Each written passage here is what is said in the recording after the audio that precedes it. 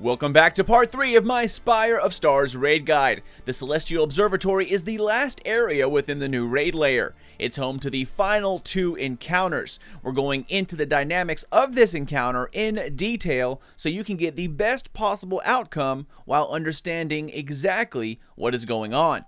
What's up, Guardians? Sly here, back at it with part 3 of my raid layer guide for Spire of Stars. Now, you've made it to the Celestial Observatory where a bunch of different mechanics start to come into play. However, with the right strategy, this is actually the easiest encounter within the new raid layer. In fact, this guide is meant for 6 people, but my team and I actually 5-manned it the first day it was out because it was like 3 a.m. and no one else was willing to join. So it just goes to show you that once you get into the swing of things, it turns out to be really easy. Placement and strategies make the world of difference. So in this video, we're going to go over in detail how to complete this phase of the raid and move on to the final encounter, which is the boss fight. Now, the community calls this area a bunch of different names: the Celestial Observatory, Celestial Observatory Part 1, boss fight, phase 1, ship's checkpoint, etc. Whatever you like to call it, this will help you get through it. So without rambling on anymore, let's dive in and get started. Okay, so if you've watched my first 2 raid guides, the last 2 encounters have been training you for this event. Like I said in part 1, every phase makes use of the ball, greed, and engulfed status effects, but now they add an additional layer of things to do. So first things first, it's once again time to learn the room. The door in which you entered, or the spawn point, that is the back of the room. And where the dead Callus robot is, next to the glowing orange pillar, that's the front. This room, again, has 4 plates in which you will need to assign permanent plate holders to, which I will be calling home plates. Starting from the left, we again have number 1 on the far left. Plate 2 is center left, which is left of the stairs. 3 is center right, to the right of the stairs, and plate 4 is, of course, to the far right. In addition to these home plates, there are 3 more smaller ones that you need to know about. Now, these plates have symbols on them, and you need to know which plate has what symbol on it. Now, the symbol will also correspond to the door in front of it, which will open when the time is right, something we'll get into here in a little bit. Luckily, there is an easy way to identify these plates with these new symbols. Now, I had to come back and actually re-edit my audio because I noticed something that I missed during this playthrough. If you actually look at the outer shape of each plate in the center, there are 3 basic shapes around this new Cabal symbol. So instead of learning these 3 new difficult symbols, simply look at the outermost shape. You have square, circle, and triangle. Again, do not worry about the odd symbol in the center, just simply focus on the shapes of them. The square symbol is on the left plate, circle is in the center, and the triangle is located on the right side plate in the center of this room. Now, it's important to know where these are, which is something that simply comes with repetition. Okay, so we now have our 4 home plates located as well as 3 inner plates. Next, we need to know where the white wisps will spawn, because remember guys, every single time you plan on using the ball in this encounter, it will have to be charged by running through the white wisps. In the extreme center of this room, directly in front of the 3 center plates and on top of the doors in the middle of the room, there are those triangles that radiate those white wisps. Again, one of these is left, one is center, and one is right. Just remember that they are located directly on top of the doors in the middle of this room. They will only activate one at a time, and it will be a specific one, which we will also get to here in a second. I just wanted you to be aware of their placement. Now, the last thing to take a note of is the orange glowing thing in the center of this room. Think of this area like a Russian doll. It's layered in smaller and smaller. You have the 4 outer home plates, which is the big layer, followed by the 3 smaller plates in the center layer. The 3 white wisp plates is the inner layer, and the orange glow directly in the center. The general idea of this encounter is to do simply this. There are 3 ships in orbit above you. They are quote-unquote the boss of this encounter. You have to send one person up into space to see which one we need to kill. But to do that, you will need a weapon. Now, this weapon, of course, is going to be a charged ball. The same person who goes up to see which ship needs to be destroyed is also the same person who will go up a second time to actually destroy that ship. Do that 3 times and destroy 3 ships, and you are on to the final encounter. It's really just that easy.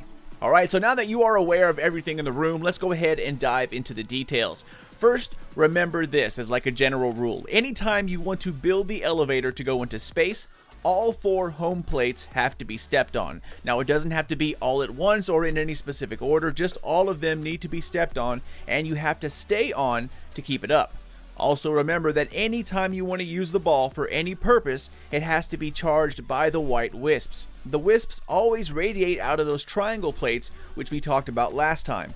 Here it is again if you need a refresh. These are the same plates we have in the inner layer above the doors. On top of the left door, on top of the center door, and of course on top of the right door. So remember, if you're going to throw the ball into something or at something, it first needs to be taken to a wisp in order to activate greed.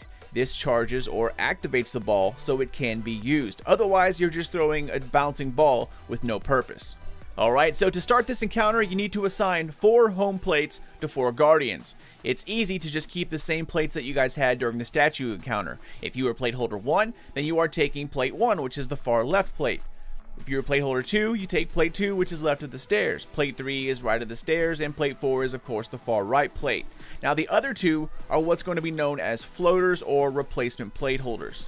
Next, we have to assign these center plates. Now, I'll go over when you need to move to these plates in a second, but first, let's just go ahead and assign them. So, if you are plate holders 1 and 2, you will be going to the square plate, which is the left plate in the center of the room. Plate holders 3 and 4 will go to the right plate in the center of the room, which is triangle. Floaters will take the center plate, which is circle. So when it's called out and it's time to move, you will immediately go to these plates and simply stand on them. Alright Guardians, so now let's go ahead and set things in motion. Now when all 4 plates are activated, 3 random players will get what I simply call empowerment, but it's actually called superior retainer. Why it's such a weird name, I have no idea, so I simply call it empowerment, plus it kind of, brings back memories of D1. Now even though 3 of you will have this, only 1 will do something with it, at least for this encounter. Having this empowerment or superior retainer buff will allow you to use the orange pillar in the center of the map and be launched up into space. The moment you see the empowered player leave this map and vanish, they will call out to get off your plates. This will then allow you to shoot adds and move to the next spot. Now while being shot up into space, the empowered player is launched up and then will fall back down. During this time, they have to look for a symbol on one of the ships in orbit. It's pretty easy to spot, guys. Simply look for the huge circle around the ship and focus on that symbol like you see right here. Remember, look for the outer shape, not for the symbol itself. It will either be square, triangle, or circle. The empowered player in space will call out which one of these symbols they see. When you hear the call out, move to your assigned center plate and get ready for a wave of adds along with tons of scions. Again, you're going to try to avoid being booped up in the air, which will then deactivate the plate. Once all 3 center plates have someone standing on them, the 3 doors in the center will start to open. Around the same time that these doors open, the empowered player will fall back down into this encounter. He or she will then pick up a ball that has spawned in the area. They will then take the ball, activate it by going into the wisp, and then they have to throw the charged ball onto the node behind the door associated with the called out symbol. Now the other people have the ability to throw the ball, but it's easiest to just have everybody focus on adds and stand on plates so they don't get out of hand, and let the empowered player charge the ball and then throw it into the appropriate node. The wisp will appear on the plate directly in front of the called symbol. So if for some reason the empowered player dies and someone needs to get this done and you forget the call out, simply look for the wisp above the door. This will indicate which node you need to throw the ball at. Now behind each of these doors in the center, there is a node that looks just like the ones you used to get the hidden chest during the jumping puzzle. If the call out is triangle, which is the right plate, you grab the charge from the triangle above the right door, jump down, and then throw it in the door located in front of the triangle symbol. Same thing happens if it's square or circle. You grab the wisp from above the door, jump down, throw it into the node. Alright guys, now on to the next and final step. Once you hear that the ball has been thrown, the doors will close and you now have to kill the ship. You will see on the bottom left of your screen that the Leviathan lasers are armed. When this happens, you need to immediately go back to your home plate so you can build the elevator back into space. Now this is timed, and if it's not done fast enough, the ships in orbit will bombard you with missiles and it causes a team wipe. So the instant you step on all 4 plates, a ball will drop onto one of them. It's random, so you never know which plate it's going to be. Simply pass the ball to the empowered player, and they will then need to charge the ball, head up the elevator into space, and then throw the ball at the targeted ship. Then the laser on the Leviathan will hit the ship, blow it into pieces, and then you're going to come back down. Once you see ship destroyed on the bottom left of your screen, get off of your plates and head to the far back of the room behind the steps. You now have a relaxing moment of stress-free ad clearing. Once you take out the ads, it's time for round 2. So head back to your home plates, and then 3 more random players will get the empowerment, and then you simply repeat the process.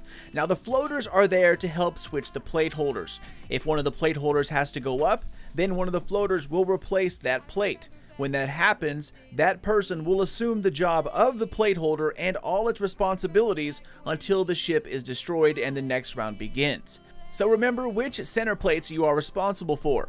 Plate holders 1 and 2 have the square plate, which is going to be directly in front of them, the left center. Plate holders 3 and 4 have the triangle plate, which is also directly in front of them, the right plate. And the floaters, of course, have the circle plate, which is in the direct center. This encounter is kind of like a dance, guys. There is a rhythm to it. Once you find that rhythm, you will complete this really, really fast. But that is about it, Guardians. Just do this dance 3 times and you are on to your last and final encounter, which is the main boss fight. Now before we go, let's talk about ads real quick, because there is a crucial step you need to know about. Part of this dance entails taking out 2 Colossus. So when the empowered player gets jetted up into space and the symbol is called out, they then come back down, throw the ball into the corresponding door, and then it's back to home plates. As soon as you step on home plates, 2 things will happen. Number 1, a ball will spawn on a random plate, and also number 2, a big wave of ads will appear along with 2 Colossus, 1 left and 1 right. Now they usually jump up onto these pillars in the center of the room. Leaving them alone is a very bad idea, and the faster you can take them out, the better. It's a 2-shot with sleeper, so don't worry too much about them. They're pretty easy to kill, at least on normal. After the ball is thrown into the door corresponding with the symbol, you immediately head back to home plate to build the elevator again, and as soon as you step onto that plate, you need to have your sleeper out ready to take down the big guys. It is really easy to do, but it's also easy to forget with everything going on. So just wanted to give you guys a heads up and let you all know. But that is about it, Guardians. Just remember, the ball will appear on one of those 4 plates twice.